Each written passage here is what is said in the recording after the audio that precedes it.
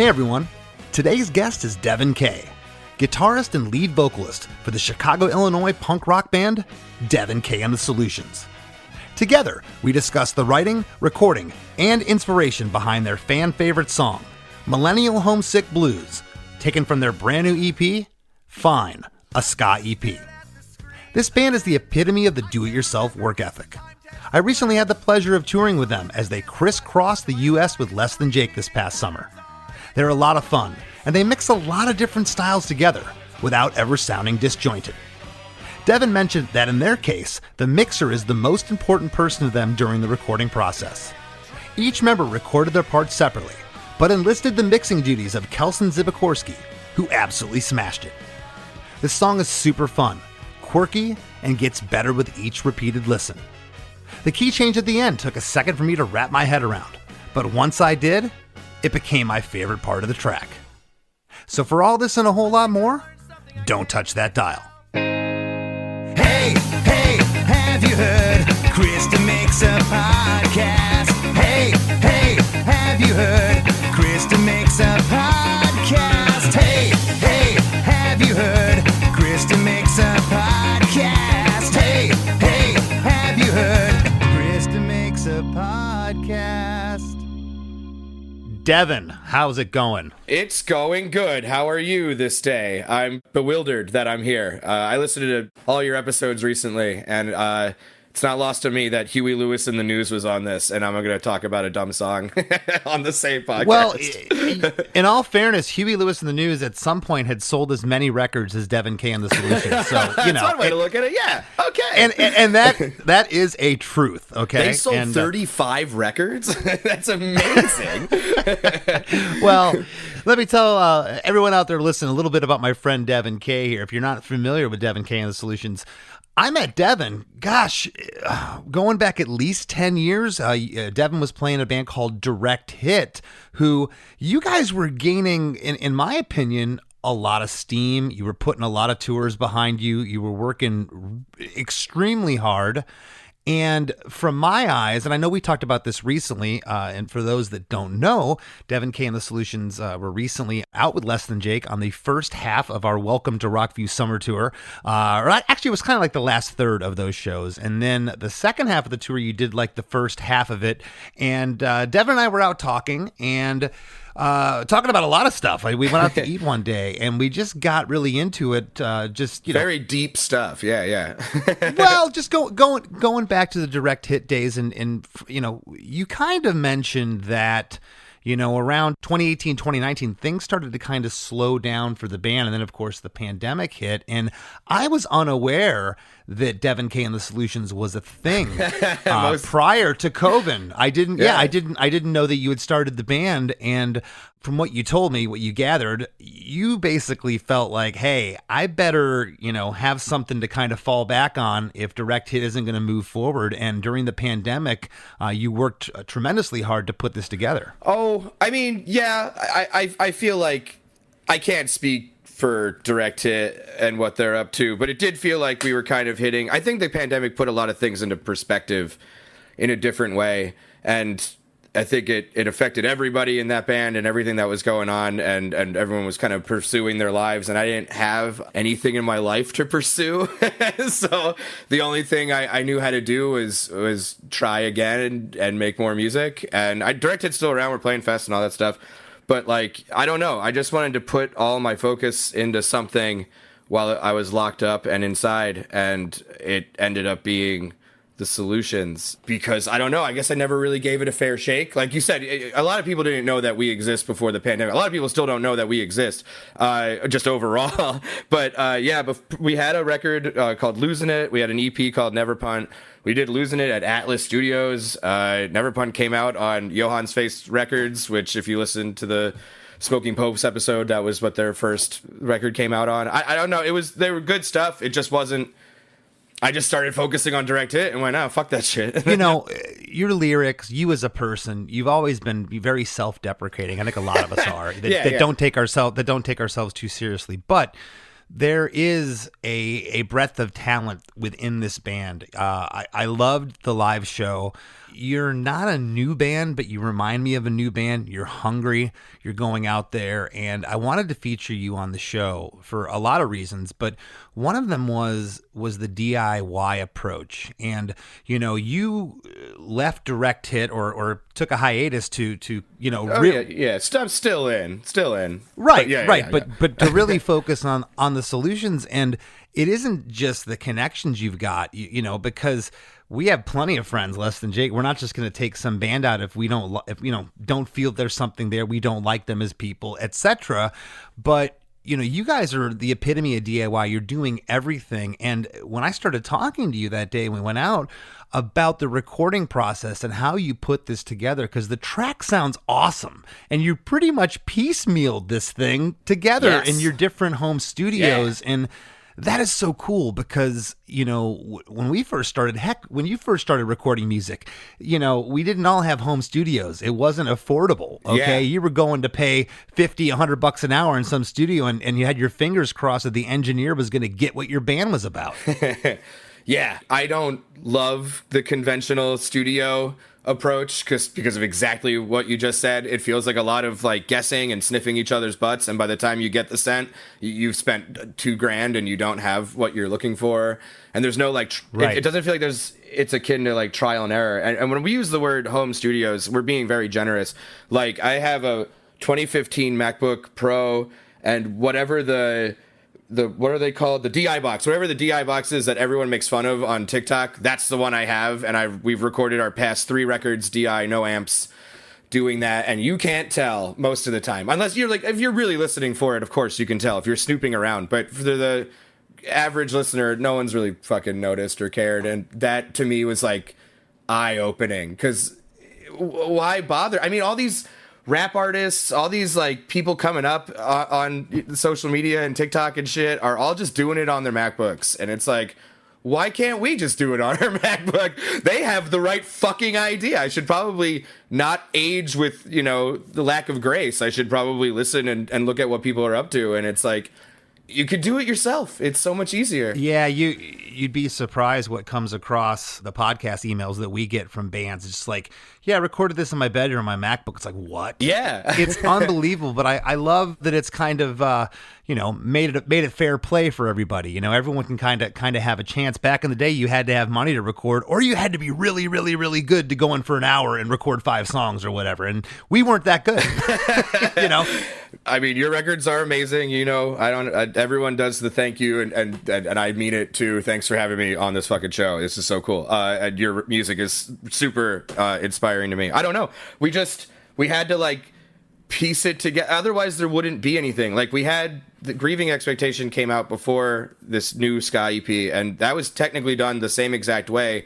But we had Mike Kennedy from the All American Rejects mixing it, and once that record. What's the word I'm looking for? Didn't do great. We were like, okay, well, we don't have the money for Mike now, and we don't have the support from Pure Noise, so let's just fucking get somebody else who is also DIY. So we got Kelson Bjorski, who is our keyboardist's brother, and they did it for like no money. And as you said, it sounds amazing. It sounds like it's done in a fucking big studio, and it's just a bunch of bedrooms and decent mics and just kind of making it work.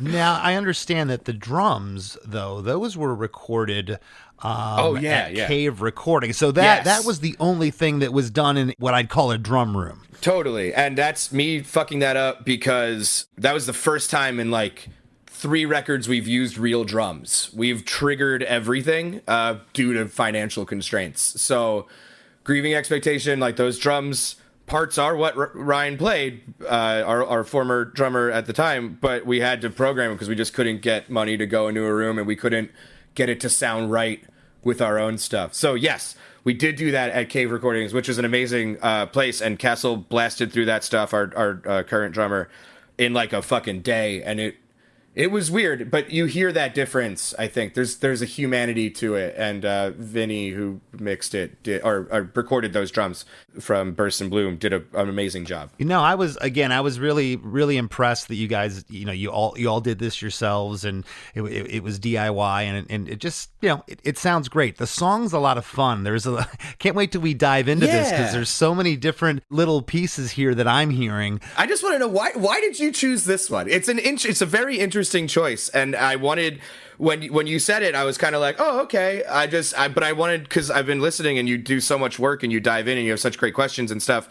Well, why this one? It's so interesting, because it's like probably the least performing song on this record. You made a video for it, and I was going through your stuff. I told you, because there was a couple things that I wanted to share with you, some insight about the band, because again, I like you as a person, known you for a long time, and we just went out as friends and talked. And so prior to meeting you that day, I was just kind of going through all your videos, and this one came across, which this is track 4 out of 5 on your new EP. And okay, I got to ask you about the title. It's called Fine, a ska EP, but is it supposed to be Fine? Yes, a ska EP. It is. Okay, it's supposed to be like that, right? Yeah, because we've been trying to like find our way into a scene or whatever, and we always felt like we would really mesh well with the ska scene, but Grieving Expectations a pretty weird record and isn't just a ska record, so I feel like people were still really cautious, and it was like we were like up a creek without a paddle. We didn't have a label, we didn't have anything. We had tried to pitch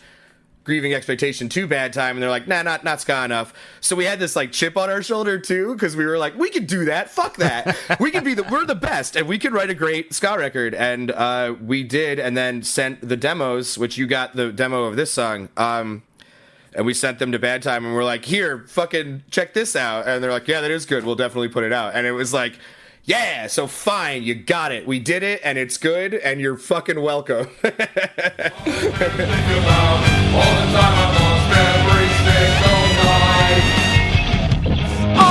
yeah, getting that feeling I'm drowning in open air. I am thinking about getting in.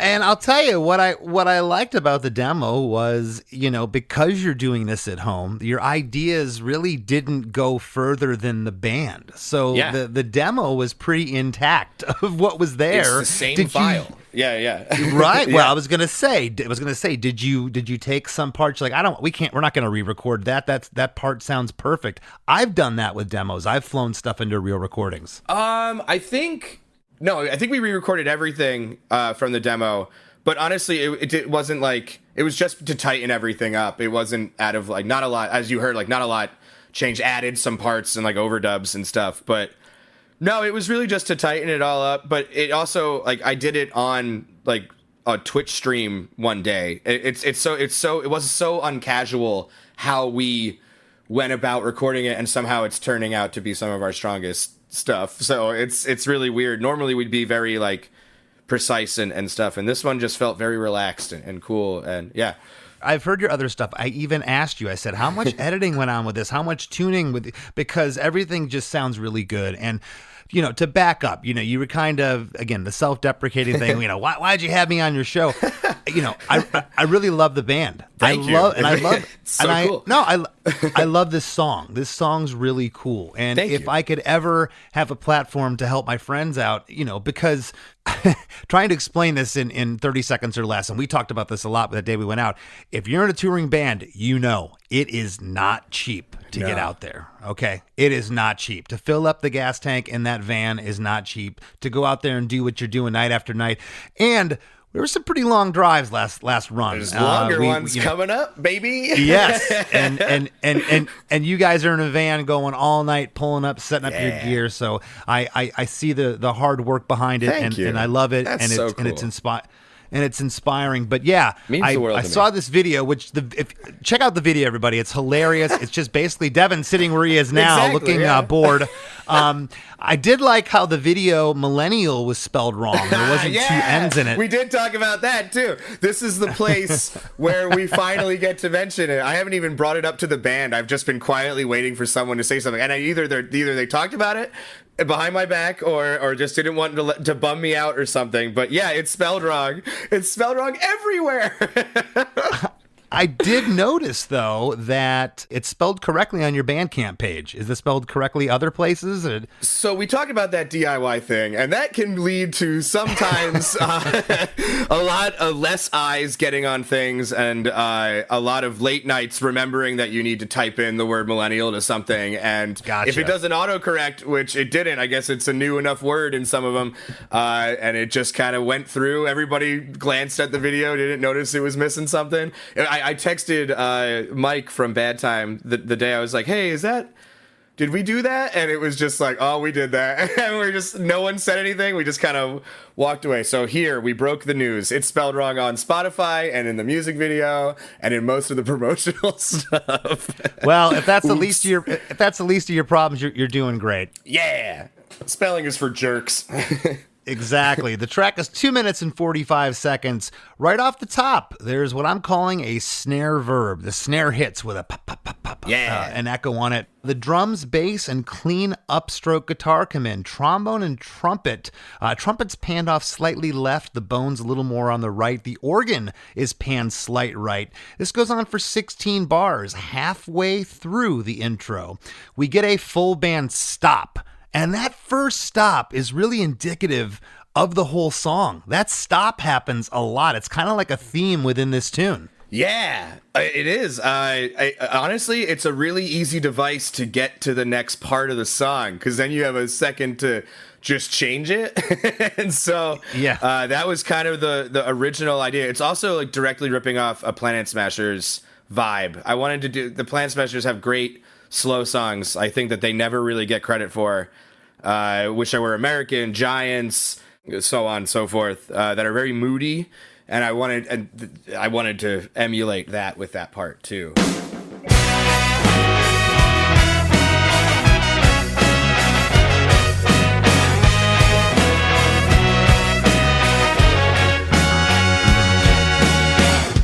On this first stop, halfway through, Devon, we get some guitar string noise panned off left. Now, when you're mixing stuff, that's a hard mute. You could just mute that out. Any mixer could do that. You could have done that in editing. You could have muted the noise out.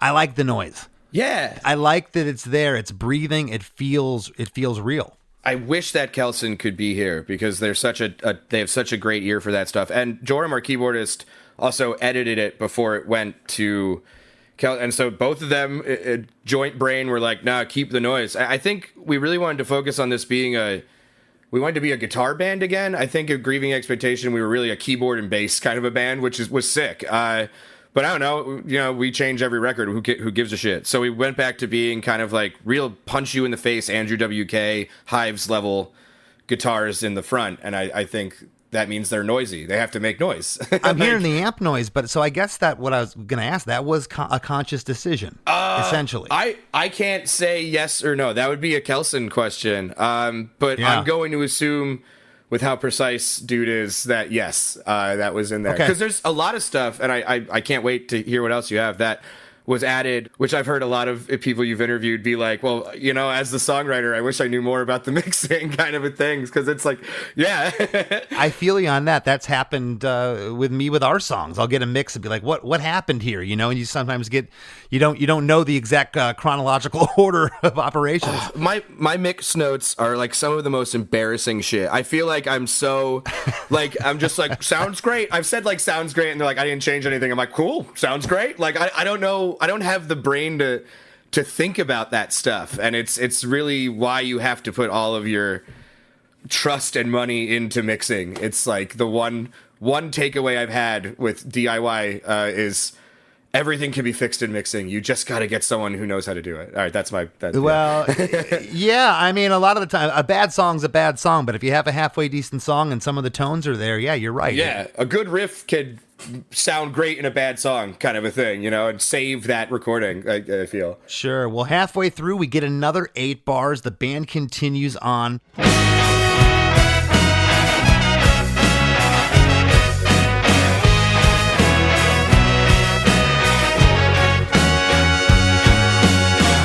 There's like a Latin feel with this trumpet. Okay, Oh, the yeah, way cool. that there's something very I'm going to use the term again Latin. I don't know how else No. to really describe it. Island feel like it's I'm loving was this. that conscious? Yeah, Okay. that is. I love to talk about. That's our trumpet player Ian, who is a very unique style. He's like he underblows or whatever it's called. Again, there's so much more talent than me, Chris. I'm the least talented member of this group, and he plays by blowing down where I guess it's normally forward, and it creates that. I almost like early Aquabats kind of mariachi. Well, it almost sounds like a mute. You ever seen those mutes on trumpets? Yeah, absolutely. And I don't know I think we did the mute in the solo.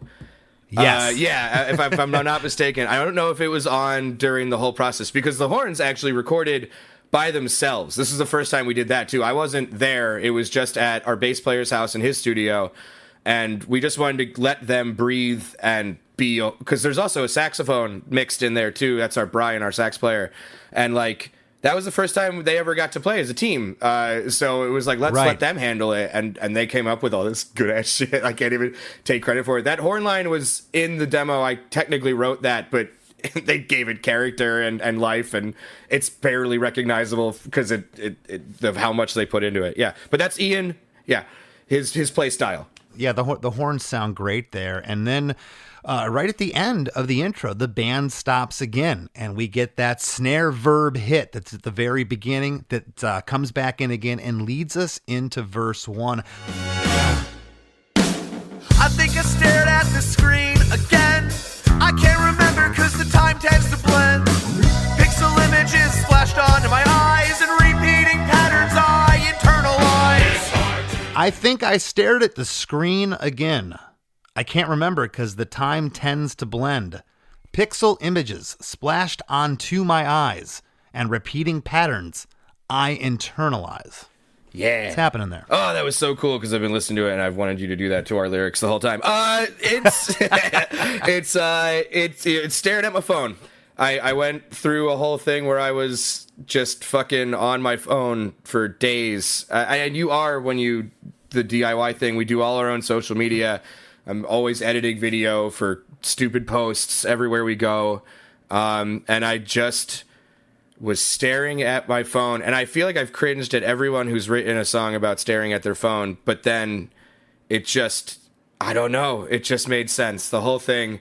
Time goes away. You look up. It's nighttime. You're sitting next to the person you love. And you have wasted hours of your life looking at nothing. And that, it's just a repeating scroll over and over again, and it hits your brain, and then your brain feels good, and then you scroll again, and that's just what that is. I've talked about on this show before believing a vocal or believing a lyric. Sometimes you hear stuff and it's like, oh, that was just contrived. That was just something somebody made up. But I don't know, man, just the way you deliver this vocal, it's just like, it's, even if I didn't know you, it's believable. Okay. Yeah. You were staring at the screen. It sounds real, which that's what it was. I got a question about the last line here. Pixel images splashed onto my eyes. It's an interesting lyric. It wasn't into my eyes, onto my eyes. Yeah. Like when you stare at screens all day and then you shut your eyes and it's like in your brain. That's kind of what I was thinking about because it's like you sit in your bed and they always say like, don't scroll on your phone in bed. It's like, well, fucking don't make my phone so entertaining. And like you lose. So I'm looking at my phone and yeah, you shut your eyes and you try to go to sleep and you got that blue burn and you lie to yourself and get lenses for $70 more that say that they're not going to burn your eyes it's a lie. It doesn't work, but you do it anyway. And yeah, that's what that is. I stare at screens a lot. I love staring at screens, but it's bad for you and it makes you crazy. There's also that particular line. It's very jumbled. Okay. And I almost thought, well, he could have said pixel images splashed in my eyes, but it's like kind of jarring, but I also feel that gives this character. It feels like somebody's kind of tripping over their words. Like I'm just stuck in this circular, thing with staring at my screen on my phone. Yeah. Cool. Yeah, you nailed it. I don't know. Well, I love a lot of words, musical theater bullshit, background. Love it. I don't know. I like character and delivery and stuff. So I mean, as early as Oingo Boingo, all that. Just you kind of hear the vocals are their own performance too, kind of a thing, opposed to what drives the melody. Because and Danny Elfman was a genius with that. Oh, absolutely. Okay, and I've seen bands cite them as influences. Skank and Pickle comes to mind. And we're gonna get to Oingo Boingo in a second. I think you know where it's coming. But no, right on the third line, Pixel Images splashed onto my eyes. On that line, the organ comes in. Prior to that, it's drums and bass only for the first two lines. Sounds like double vocals here. Did you double the lead? I don't know. So we definitely, the way we record vocals is we'll do a bunch of takes and then comp it. Especially with this one, we tried to do like very little auto-tune and editing. Not because I don't like it. I love auto-tune. I think it's a fun tool. I just think that we wanted to, again, try and get back to like rock punk in a album. We were making a genre record, so we kind of wanted it to sound like that genre, essentially. So, that was off topic. I'm sorry, I get a little tangential. No, I don't think we did them. We did record what could be used as doubles, but I generally hate doubles. But then I get back to the mixing notes thing where I'm like, it sounds great. So there's a good chance Kelson added them there. But normally I don't. I have another question that's just been kind of perplexing me. When you have as many cooks in the kitchen as you do with a band like yours, meaning everyone's recording in their home studios, you're trusting, like you just mentioned, your horn players, they recorded separately. Yeah. You're trusting each one to get proper levels, make sure that the track's not clipping. I mean, let me tell you, I talked to like mixers that mix for like the superstars, and these guys are like, you'd be surprised the tracks that I get back, stuff peaking, stuff just all over the place. So I guess what I'm saying is you have to, trust your band members to deliver something that's gonna sound good. Has there ever been an issue with doing it that way? No, honestly, I always make the joke we're the best band in the world, but I mean it. Like, they are all so talented and so reserved and so understanding of the goal. I mean, the calling it Devon Kay The Solutions is just because it sounds cool to me. Obviously, if everybody quit, I'd try and keep going or something.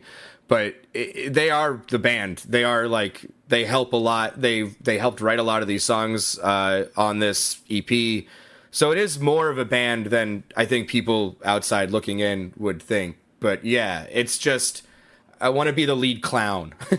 Yeah, well, and I didn't realize how much of a band it was till we sat down that day. Yeah. I mean, I had seen the band play, but even your promo picture is a take of Huey Lewis in the News with sports. You're standing at the bar, like on the front cover, which that's kind of how you explained to me. You're like, no, the Solutions, like they're part of this. They can't be replaced. They're my band. I'm just kind of like the face, the Huey Lewis, and I really like that. I mean, and he had like the hottest band, and they all had names for themselves. I don't remember them right now. But yeah, you know what I mean? Like, they were their own, and all the members of this band have their own things. They all have their own bands that are fucking really great, and they all have their own projects, and it's just lucky that we all like hanging out, playing together, and making a little bit of money. So it's been sick. Lost mine is a little unnerving, long way from where I wanna go. 35 Hey everybody, we got to take a real quick break for a few words from our sponsors, but we'll be right back with lots more with Devon Kay. Hello out there. Yes, hello out there, everyone. I'm Hal Schwartz. And I'm Flynn McLean. Together we host None But the Brave, a podcast dedicated to the music and career of Bruce Springsteen. Bruce and E Street Band are on tour right now for the first time in 6 years, and we're taking a detailed look at what's happening on stage in our bi-weekly episodes.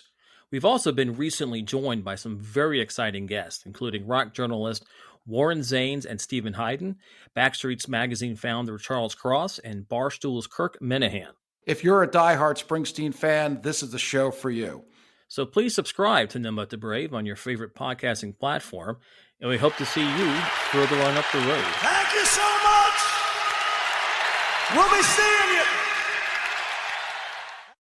Hey, it's Chris DeMakes, a podcast producer, Chris Fafalius. Will you do me a favor real quick? Go to Apple Podcasts or Spotify or wherever you listen to podcasts and subscribe to One Hit Thunder. It's the show that I host with my good buddy Matt Kelly, where we have guests from the world of music and comedy and art, and together we dive deep into a band or artist that people consider a one-hit wonder and decide if they brought the thunder or were just a blunder. You'll laugh, you'll learn, maybe you'll get mad at us. Who knows? We have an enormous back catalog that includes episodes about Eagle Eye Cherry, Stacy Q, Looking Glass, The Weather Girls, Tag Team, Four Non-Blondes, Martika, Krayshawn, Sixpence None the Richer. I could go on, but how about you just subscribe to One Hit Thunder wherever you get your pods and experience the fun for yourself. I swear we're gonna get there, but they don't know I think that we can. It's gone well. And now, back to the show.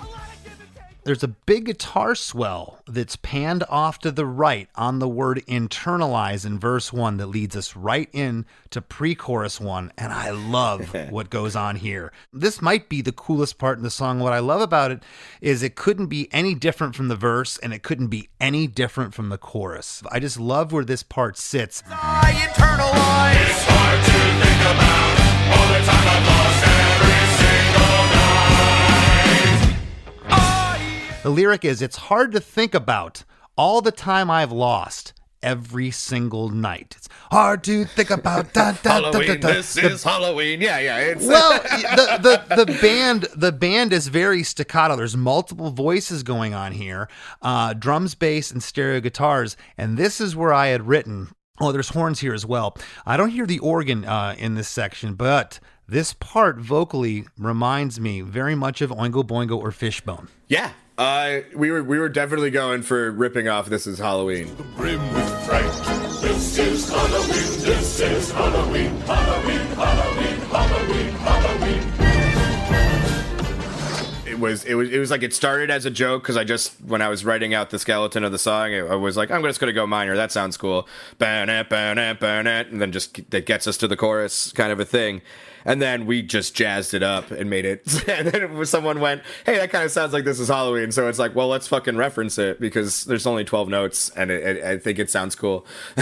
I love it. And when the two chords are going back and forth, and I don't have my guitar on me, I went through this a bunch, but when the two chords are going back and forth, before we get into chorus 1, I love how it picks up with the note of, it goes back to the 1 basically, and it's just such a cool thing how the chorus starts on that. What's happening here lyrically? It's hard to think about all the time I've lost every single night. Basically, I guess what you just said. It's 7 hours later, you're next to your significant other going, I haven't done anything. Yeah, that's it. It's so funny. This one is so, I always try to write like complicated bullshit and like stuff that I think is like poetic, and this one is literally me farting out how much I'm so pissed at myself for just being on my phone so much, but also pissed at myself for fucking loving it. Like, it just feels so nice. It tickles some part of your weird little human brain, and it's very frustrating. Something else about this track reminds me, not a specific part, but just the overall vibe, and I think it has to do with the Chicago thing, but I'm hearing Blue Meanies in here too. Ooh, I'm not crazy well versed in their catalog, but I obviously... Interesting. Yeah, but I know that they're... But I like them. Like, Smash the Magnavox is like one of the coolest fucking Ripper tunes.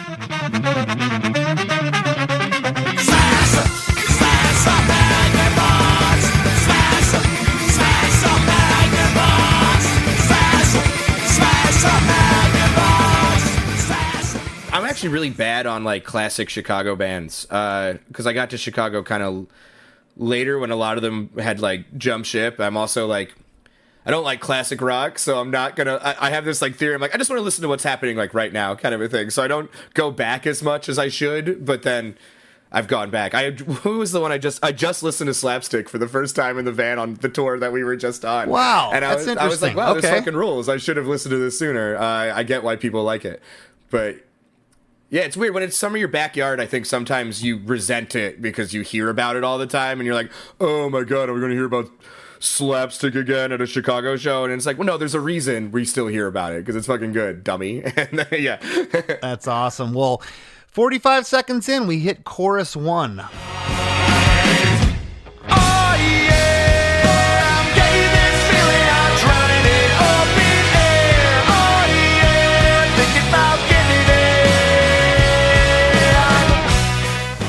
I am getting this feeling.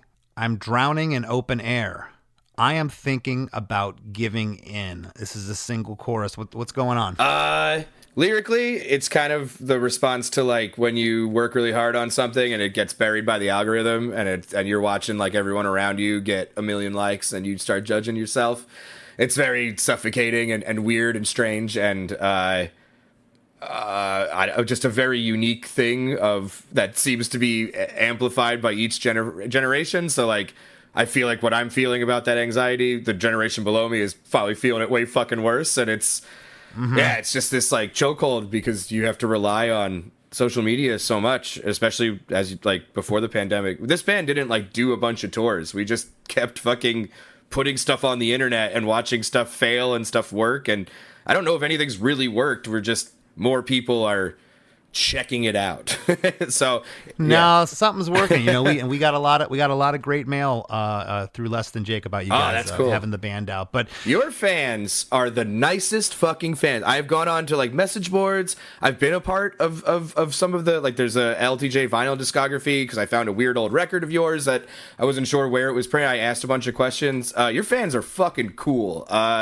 Yeah, that's awesome. Thanks for saying that. And I agree. We've had more bands than I can count echo your sentiments. Yeah. They just said that it's a great crowd to play in front of. Chorus one's great. It's a single chorus. After the I am, you get an I am call and response. That's really cool. Second line I am, we get a harmony on am, and we get a harmony on giving in. I'm also hearing these choruses doubled. Okay, I think that was in the mixing that happened. Drums, bass, stereo guitars, horns, and organ are all in here. This chorus is the poppiest part of the song. For some reason, it doesn't sound anything like Blink, but it reminds me of something around Enema of the State that they would have, like Hoppus would have sang. It's like a Hoppus song. Hell yeah. And I love how different this chorus, I mentioned a little bit ago, how much different this is coming off of that pre-chorus. The horns, organ, drums, bass, stereo guitars, everything is rocking here. And there is also, talking about those stops, there's guitar noise panned off right at the top of the chorus after the stop out of the pre-chorus. So we are getting those little happy accidents left in. They weren't muted. They weren't taken out. Right out of chorus one, we're in an 8-bar re-intro. When the stop happens here, there's no noise at all. It sounds like a clean edit here, or you guys were just really, really quiet individually on your parts. And we get that verb snare into verse 2. Was that verb snare talked about a lot as being kind of like a hook within the song, or is that something you didn't think about? And was that verb snare treated like that, or was it treated like that in the mix? Oh wow, it was definitely, it was conscious when I was setting up the song. I just wanted to have, there's a Real Big Fish song, I think it's like Rocket with I or something, where it's like they do kind of a dubby kind of a feel. I think I was thinking about during that. I want you to rock it with I want you to rock it with I want you to rock it with I want you to rock it with And also, I thought it just being silent would be weird, so why not celebrate the ska thing and put the verby dub snare in there. And I think when we recorded it pretty dry and had Kelson add it, the verb later. Because in the mix process, I think one of the only things I asked for was like, and I probably typed it just like this, like a jackass, was like, more dubby snare, man. Like, I don't know. I have the worst notes. They're terrible. So you got your dubby snare. It definitely comes across. And then we're into verse 2.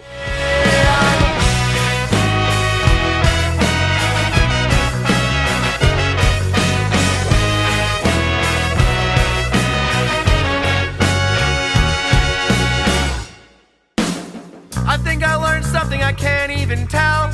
I have a headache and my neck hurts as well. I feel I've given nothing to the god in the screen. I'm not feeling worthy for the love of a machine. It's hard to I love what happens in verse 2 because your delivery is different than verse 1.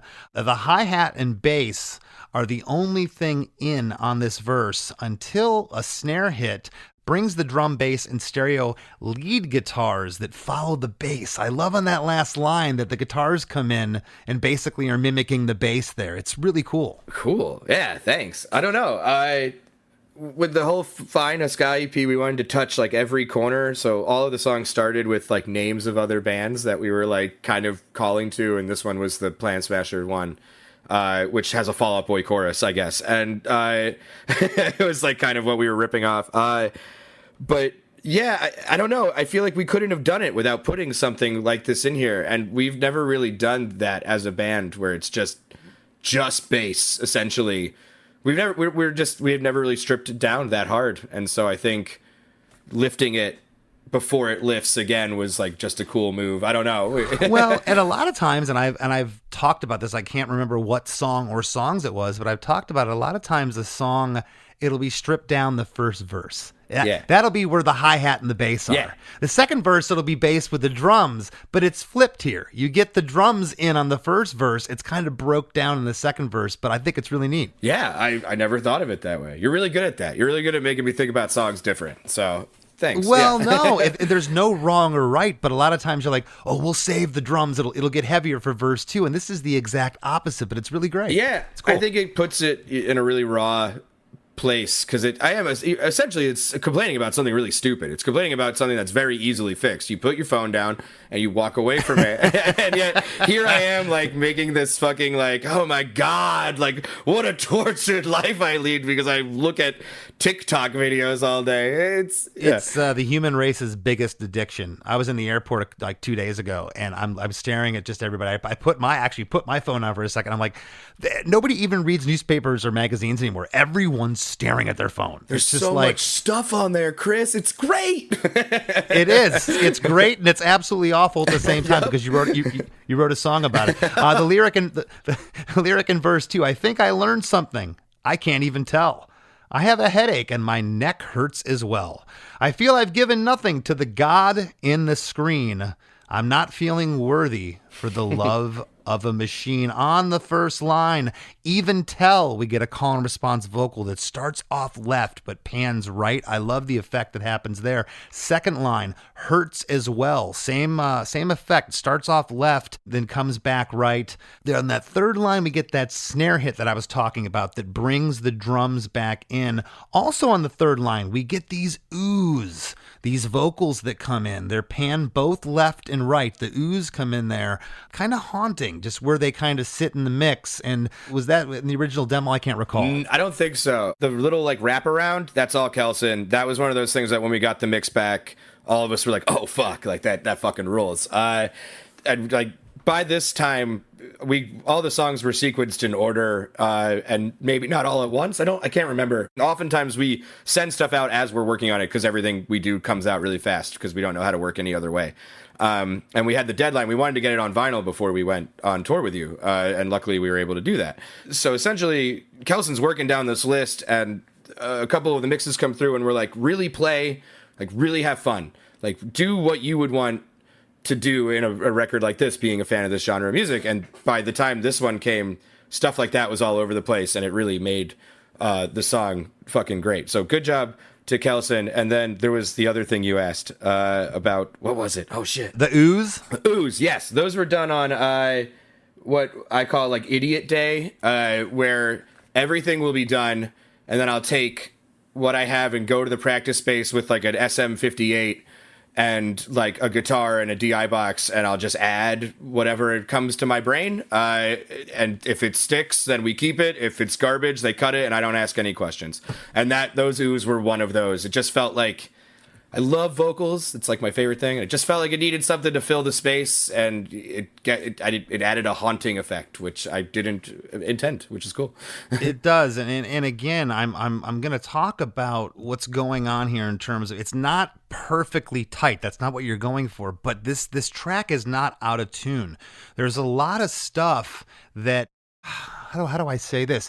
You almost have an indie rock thing about you too. I don't know if that makes sense or not. There's this, non-polished thing that, again, when I heard this track, I was really surprised at how tight and how everything sounded. And it wasn't like I pictured it to be out of tune and all over the place, but this is one of the tightest productions I've heard from you. That's fucking awesome. Again, Kelson, give it up for Kelson, give it up for Jordan editing it, give it up for us recording it. And producing it ourselves. I don't know. It's just really weird. It came together quick. It came together pretty seamlessly. We had done an entire record this way before, and I think we learned a lot. And we just kind of, all the stuff that we were worried about before, we just got over worrying about. Like, that's how, we were just able to let the band record it themselves. They're going to know what to do. And if they don't, then we cut it out and no one gets offended. And that's kind of the mentality. You can always try, and if it sucks, we'll just cut it. No one's going to die. It'll be great. Well, pre-chorus too. It's the same staccato instrumentation with the big stereo guitars, the drums and the bass, and the vocal. Love of our machine. It's hard to think about how I do this shit every single night. It's hard to think about how I do this shit every single night. And it's a lyric change from pre-chorus 1. And also, I noticed something in the credits for this song I wanted to talk about.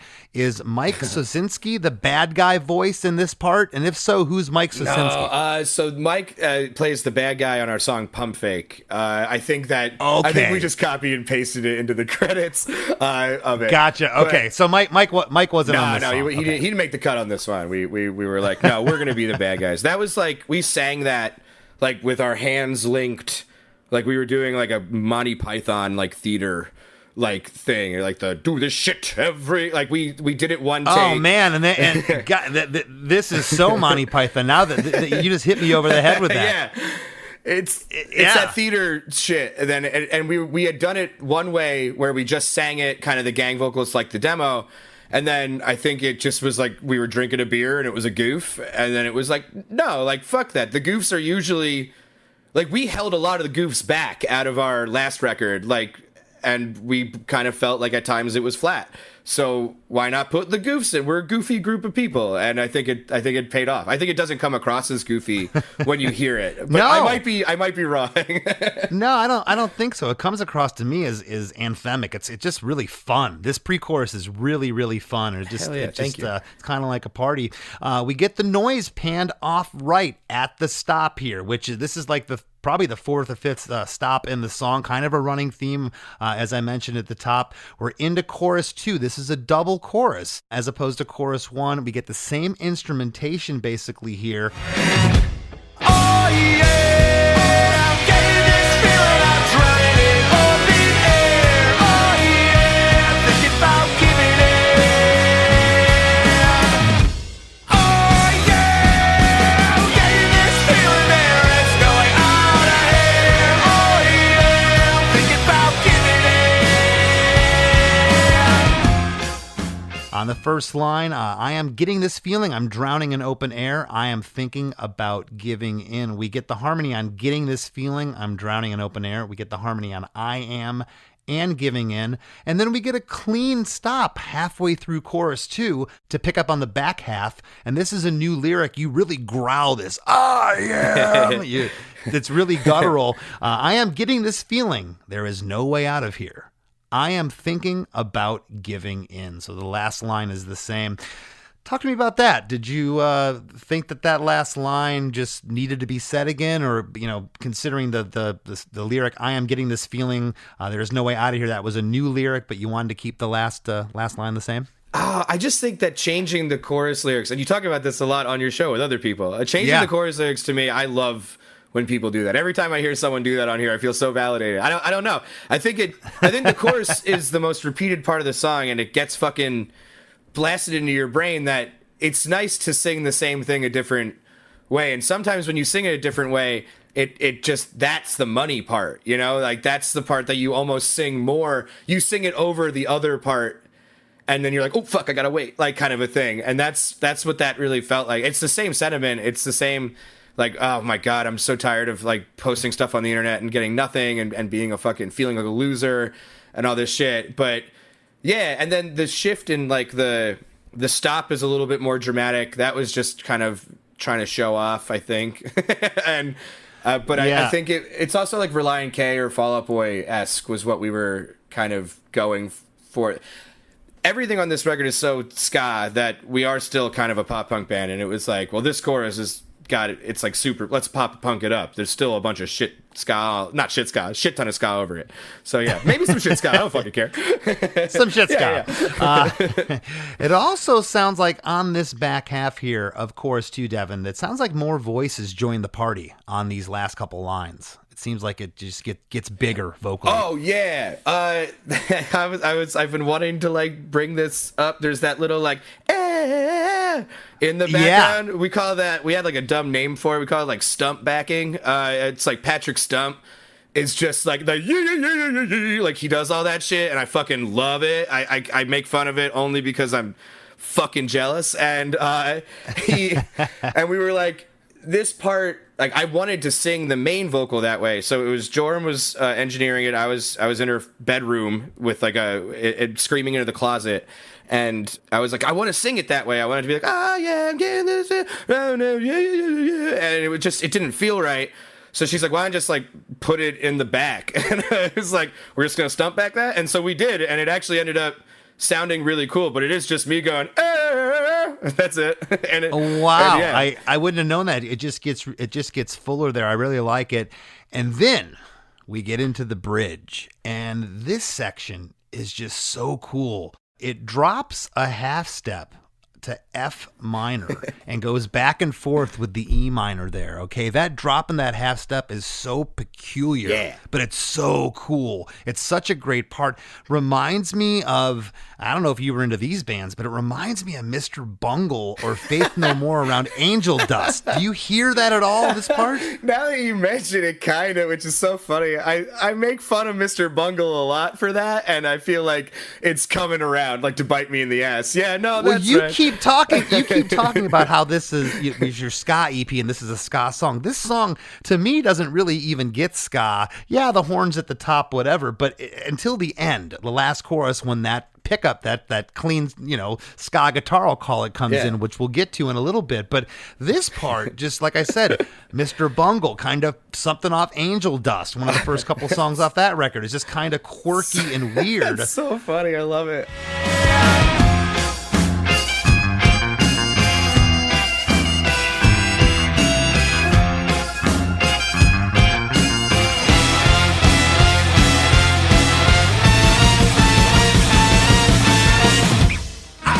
We get drums, bass, and upstroke guitar, trumpet panned off left. It sounds like the bone and the sax are maybe more right. The organ is panned off right. And there's also some new single note organ stuff, it sounds like, happening off to the right. Yeah. Joram is an incredible keyboardist. And I think right when we started working on this, she got her... the Nord, is that the one that everyone loves? I think she had and was just dialing it in on the Nord, if I'm not mistaken. And so we were just excited. We were really, when her and I were working on some of the songs together, we were really looking up like YouTube piano ska, like how to play ska. We were watching videos of Esteban from Catbite and Madame Mosca, and we were just like, we should pay tribute to ska, do the organ stuff right. And then that was kind of how that came from. So I think there's a lot of doubling of the organ in that part, and then she put this haunted house part over the trumpet solo, and it just sounds fucking cool. It is awesome. This is also the part, Devon, I was referring to, at least the first 6 bars here with the trumpet. It almost sounds like he has the mute on. And for those listening who don't know what I'm talking about, there's a...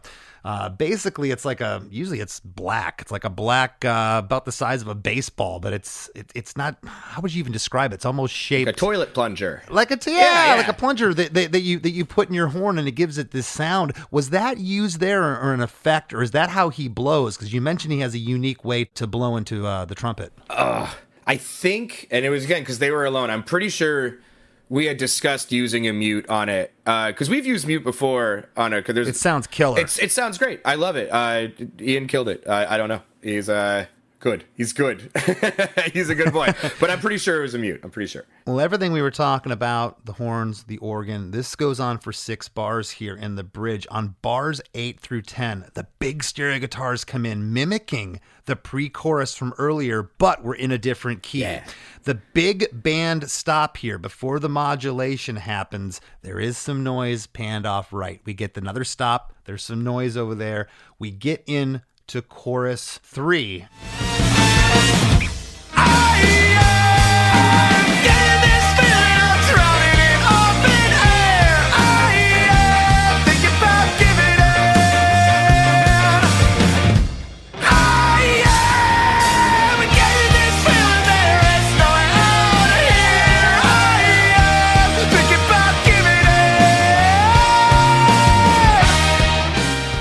Same lyrics as chorus 2 here, and if there was a spot to change it up, and again, did you think about changing it up here, or you wanted to keep it the same? There was a lot happening there already. Like, we punched him in the face with the Halloween part, and then we stop and we do this big key change, which I'm not even sure how many steps it is either which way. It just was when writing it sounded cool. Yeah, you went down like 5 half steps. It's bizarre. Yeah, I mean, there was a lot of. Sometimes I like when I'm writing a song to just put my hand somewhere else. If just like shut my eyes and try it, and then sometimes it works. I got a level with you. The first time I heard it, I'm like, ooh, and the second time I heard it, it was like, the third time I was like, that's really interesting, and the fourth time it's like, it's cool, man. It's quirky, it's different, but I really like it. I think it's awesome. It's really weird to end the song and then start the song again. Your brain has like it fucks it up. It sounds like we slow it down just because it's such a drastic change, like sonically. Yeah. It's really weird. It fucked with us a lot when it still fucks with us when we try and play it, which we're eventually going to add it to the set. It's a hard one to sing too.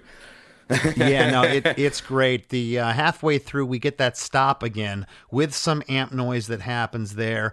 On the third line, I am getting this feeling there's no way out of here. There's a cool, higher voice that comes in on that line. That's Joram. This is the first time she's been singing along with me. A lot of it was either our old drummer Ryan or me harmonizing myself, which I lazily do on the demo. But it was just kind of like everything else. It was like, why would I do it myself? I'm just going to let her do it. And she comes up with great stuff. And it's really nice because that's what we sound like live now, which was kind of the backwards way. We used to write and then record and then be like, well, what's the live version going to be like? Let's make it different. Now this one was like, let's play the damn fucking songs. And it seems like it worked. I love the harmony there. This big modulation and goes to E flat here, which this whole part, again, it took me a second to digest it, but once I did, I think it's really cool. Halfway through, Devon, these guitars come in. It's like, but it almost sounds like they're going out of tune. It's like everything's going off the rails for a second, then it gets pulled back in. I love that effect. We use that a bit. It's like the record slowdown effect. So we basically like slow down. That's the biggest digital effect on it is that we would just play it, let it ring, and then I would slide down on guitar a little bit and the bass would slide down. But then we amped it up to 11 with using this little tool that slows it down. Then it just kind of, I don't know, it gives it a real big pickup. And it was like, how do you get another fucking big pickup after we just did the last big pickup? And that was what felt right. Yeah. I will tell you, to me, it's unconventional and it's a bit jarring. Oh, yeah.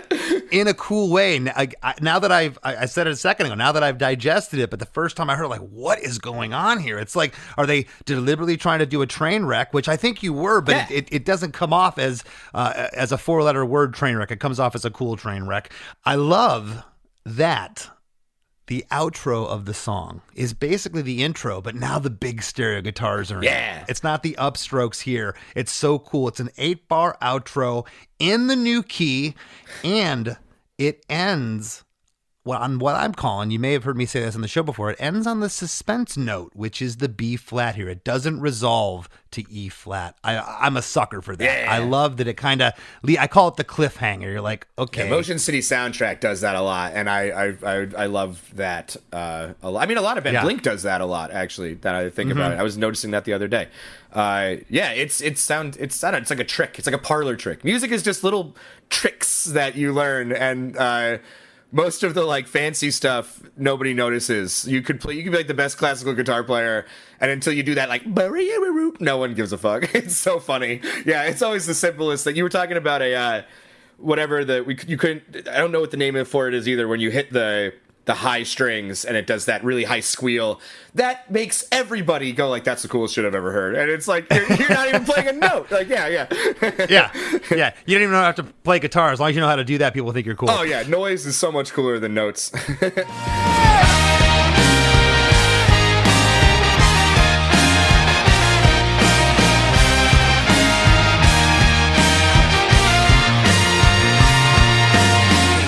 Well, listen, a couple things. Thanks for sitting in and combing through your song. To everybody listening, go check out Devon Kay and The Solutions, one of the hardest working bands out there right now.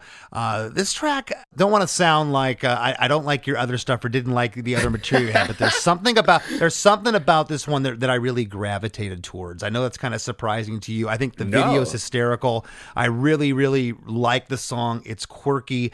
For what it's worth, I was mowing my yard today and I couldn't get the chorus out of my head over and over and over again over the noise of the motor. It was pretty cool. But again, thank you so much. I totally dig the song. I think it's original. I love your DIY ethic. I like how you all recorded this in separate places. It's really cool. You have a lot of trust in your bandmates, and they all delivered solid tracks. You should be really proud. And what do you got for the listeners? What would you like to leave everybody? What's coming up with Devon Kay and the Solutions going forward? Well, I didn't say Jacob or Castle's name in the podcast, and I want to make sure that I did. They are also in the band and wonderful and lend their talents to every song.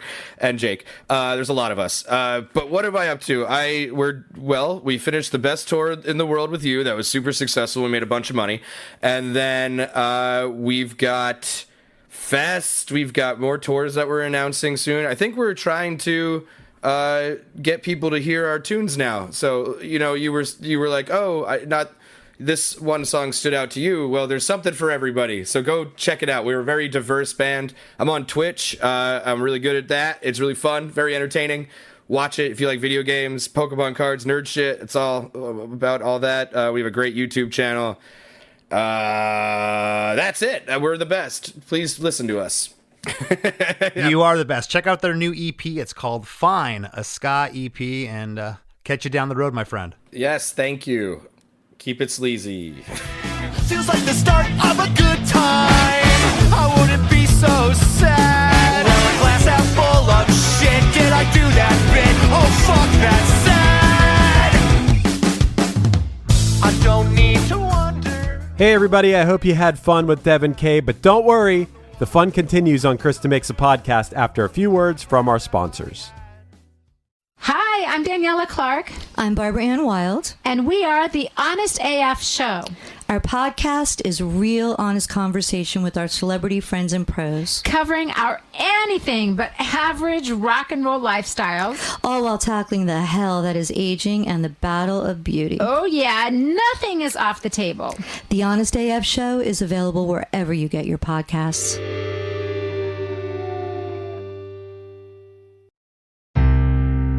As we near the end of the show, here's a band you might not know. Welcome to this week's Band You Might Not Know. If you'd like your band to be considered for Chris DeMakes a Podcast, all you have to do is email your best song via MP3 only and a short bio to bandyoumightnotknow@gmail.com. This week's featured artist is The Headaches, a three-piece punk rock band from North Devon, UK. Consisting of Charlie Charlesworth on vocals and drums, Ming on the bass, and Sam Everly on guitar and vocals. Their debut album, 8-Step Guide to Sobriety, is out now. Here's a snippet of their song, Go, Go, Go. Just doesn't feel right. Gonna go to the bar tonight. Go, and I can't get there. Go to the bar tonight. Go, and I can't get there now.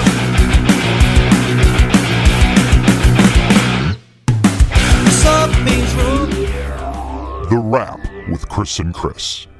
So, Chris, it's pretty amazing in 2023 what you can do and what you've been able to do for a lot of years now in a bedroom with some decent mics and a MacBook, isn't it? It is. Technology wasn't around when my band started. It wasn't around for quite a while.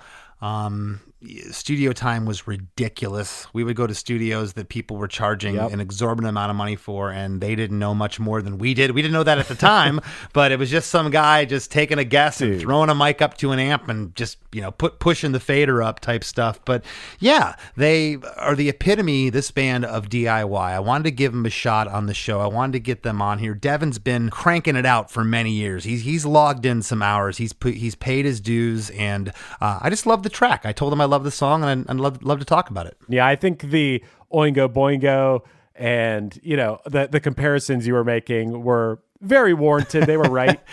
That's it. It definitely feels like it belongs in that world, and I think that's awesome. I love that stuff.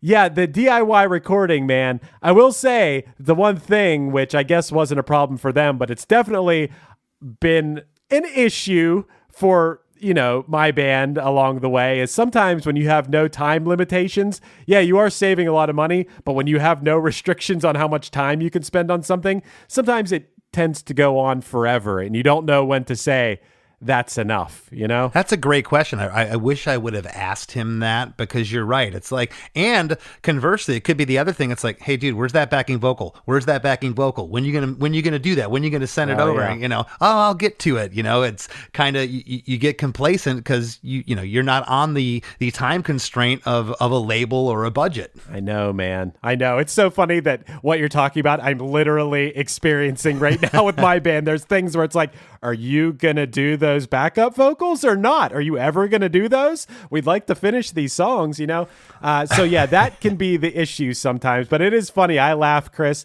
about what we spent to record like the first couple Punchline albums back in the day.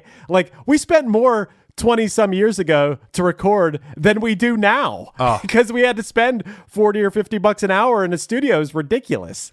I'm sure you experienced that many times. Oh, absolutely. And back in the day, especially with the major labels, all the producers in the studios, everyone out in, especially out in LA, they were all in cahoots with one another. So it's, I'm it's sure. like, oh yeah, here, we'll give the band, $50,000 to $100,000 to go record a record. It's going to sound like a demo with this guy. It's, the whole business has changed. The bottom line here is that, DIY has been around since, forever. My band followed that ethic definitely early on, and I saw this band out there. They're just out there killing it night after night. They're showing up long drives. They're in a van. They're humping their own gear. They're hustling their own t-shirts. And the day that I went out to lunch with Devon, we just had a heart to heart. I was just basically like, picking his brain, like, what's going on with your band? Like, what are you trying to do? Because it really did surprise me, because his band that's still together but not doing what they were doing, Direct Hit, they had a lot of upward momentum, and I really thought that something was going to happen further with those guys, and it didn't. But man, he's just he's out there doing the grind, and I'm happy for him. And it's true, Chris, because I've experienced it many times now. Less Than Jake fans are very cool. They've always been great to my band. Like, countless people tell us they saw us for the first time with Less Than Jake, and that's cool that Devon Kay is getting to experience that now too. Also, hey, two more things I want to mention about this episode. One, when it comes to the DIY recording thing, it does seem like you should go to the studio and record your drums. Mm-hmm. That's pretty important. Unless you're really good at, miking up the drums and you have a really great room. That is the most important, is to get, good drum sounds on a DIY recording. I'm sure you would agree with that. Yeah, and definitely in rock and metal and things like that. Although, Devon mentioned it, their last couple of projects, I guess they were doing MIDI and triggers. And man, I'm telling you, I hear some stuff. I can't really tell the difference. It's, right.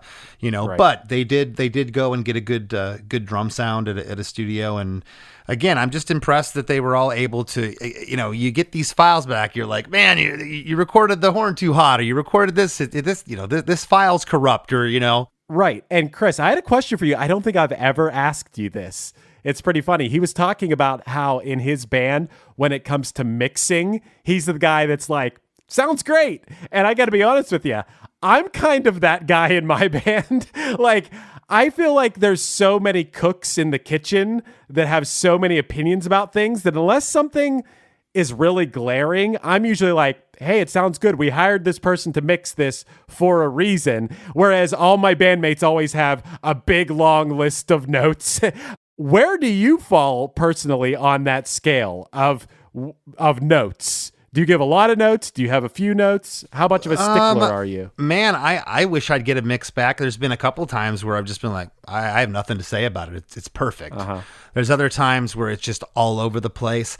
Most of the times now, the people we're working with, it's in the ballpark. You might have to do one or two, maybe 3 recalls, and usually the recalls are just like little vocal ups or vocal down type things. But I drive my band crazy in the 11th hour. I'll listen to everybody. I want to hear what everybody else says first. Okay. He agrees with me. He agrees. He's saying the same thing. Yeah, the snare has to come up. But then I get nitpicky, and that's when I drive them nuts. And it should be no surprise anybody that listens to this podcast how nitpicky I can get. Well, I'm nitpicky about podcast editing for sure. When I listen to like a poorly edited podcast, it drives me crazy. Like I'm like, I can't listen to this. There's no effort put into this. But with music, I just think that's because I've been lucky enough that I feel like we're working with great people. We're working with great producers, great mixers, and I trust their part of that more. If it sounded bad, I'd have a million notes. I think I'm just lucky enough that I feel like it usually sounds pretty good, So I think that's my deal. But hey, man, I think this song from Devon Kay sounds great, and I thought this was a great episode, and I had a lot of fun listening to it. Devon was a very energetic and entertaining guy, and I'm sure that translates on stage as well. And speaking of energetic guys, that's basically how you would describe Chris and I. And if you want to hear more of our energetic speak, you can go over to chrisdemakes.com. It's basically our Patreon. It's called Supporting Cast. chrisdemakes.com, and for the price of a cup of coffee or 2, and I say 2 because depending, if you buy the 1 cup of coffee, you'll get a bonus episode called The After Party bi-weekly. And if you buy us 2 cups of coffee, essentially, pay for 2 cups of coffee, you'll get 4 bonus episodes, 1 every week, called The After Party, where Chris and I expound on everything from dates back in history to top 100s in music to the episode in question that week and everything else in between. It's a lot of fun. Yeah. I have a blast doing The After Party with you, man. It's this whole other podcast we do that maybe a lot of people haven't checked out. Once in a while, I throw a sneak preview episode like in the feed of Chris DeMakes a Podcast. So if you need further proof, go scroll through our back catalog on here. You'll find one. It says sneak preview in all capital letters. You can check out an episode or 2 of The After Party and see if you want to support Chris DeMakes a Podcast at chrisdemakes.com. We'd appreciate it. Your support helps us continue making the show that you love. Absolutely. And give Chris Fafalius, F-A-F-A-F-I-O-S? No, F-A-F-A-L-I-O-S. Jeez. L-I-O-S. Yeah, L-I-O-S.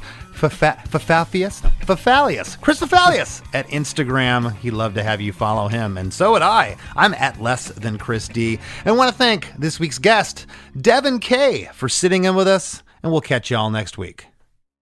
Chris DeMakes a Podcast producer, Chris Fafalius here. Do you enjoy music documentaries? I think I've watched every VH1 Behind the Music ever. Whether I was super familiar with the artist or not, I was always fascinated with the story. Well, that's what inspired me and my friends to create the Docu Podcast. I think I just invented that term. A band called Punchline, which, yeah, it's the story of the band that I've been in for like 70% of my life now. But we approach the story in a way that's relatable to anyone who's played in a band, or loved music, or experienced heartbreak, or struggled, or has just been on a Forrest Gump-like journey through life. I'm really proud of this pod, so if you're a Chris DeMakes a Podcast or a One Hit Thunder fan, I think you'll love it. You can subscribe to A Band Called Punchline for free wherever you get your podcasts. Check it out. It would mean the world to me, and I think you'll love it. Hi, this is Chad Nicefield. And this is Justin Press. We're the host of Making Waves, the Shiprock podcast, a part of the Sound Talent Media Podcast Network. We're inviting you to sail away with us on an epic journey in musical enlightenment. Every week, we bring you only the best artists in rock music and discuss everything from the cruise, to the stage, to the saga of being a professional recording artist. We'll have lots of special guests along the way, so tune in every week. Your stateroom is available every Monday morning, so welcome aboard.